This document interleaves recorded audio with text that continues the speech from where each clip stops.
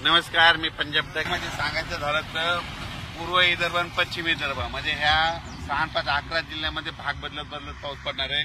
त्याच्यानंतर तो पाऊस हिंगोलीकडे येईल काही भागात, त्याच्यानंतर तो परभणीकडे येईल, बीड जिल्ह्यात काही जाईल, जालनाकडे राहील, बुलढाण्याकडे राहील, इकडे जळगावकडे देखील राहणार आहे। पण राज्यात मात्र सध्यानं 6 तारखेपर्यंत असाच भाग बदलत पाऊस पडणार आहे म्हणून हा अंदाज लागतोय।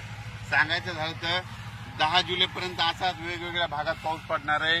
सर्वदूर पडणार नाही म्हणून ही सर्वांनी लक्षात घ्यायचं। जिकडे पडला तिकडेच पाऊस पडणार आहे, ज्यांना सोडून दिला त्यांना सोडून देणार आहे।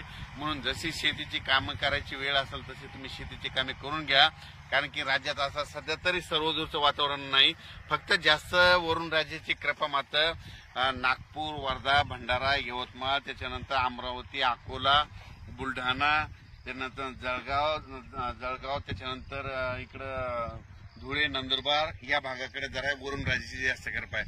सध्या तरी पाऊस 10 तारखेपर्यंत त्या पट्ट्यामध्येच पडणार आहे आणि त्याच्यानंतर थोडाफार ते पाऊस काय होईल हिंगोलीकडे, नांदेडकडे, त्याच्यानंतर परभणीकडे, त्याच्यानंतर बीड जिल्ह्यात काही भागात, त्याच्यानंतर नगर जिल्ह्याच्या काही भागात, त्याच्यानंतर इकडे संभाजीनगरकडे, जालन्याकडे, बुलढाण्याकडे असा पडणार आहे म्हणून हा अंदाज लक्षात येतो। पण राज्यात तरी सध्या सर्वदूरचं वातावरण नाही, फक्त विखुरलेल्या स्वरूपातच पाऊस पडणार आहे, भाग बदलतच पडणार आहे।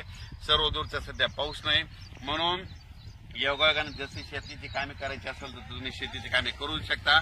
आज देखील 3 जुलैला रात्री बघा तुम्ही, आज 3 जुलैला विदर्भामध्ये बऱ्याच ठिकाणी पाऊस पडणार आहे, परभणी जिल्ह्यात देखील पडणार आहे, बीड जिल्ह्यात देखील पडणार आहे, त्याच्यानंतर संभाजीनगरकडे देखील पडणार आहे, लातूर जिल्ह्यात देखील काही भागात पडणार आहे, त्याच्यानंतर धाराशिवकडे पडणार आहे, त्याच्यानंतर सोलापूर जिल्ह्यात देखील काही पडणार आहे।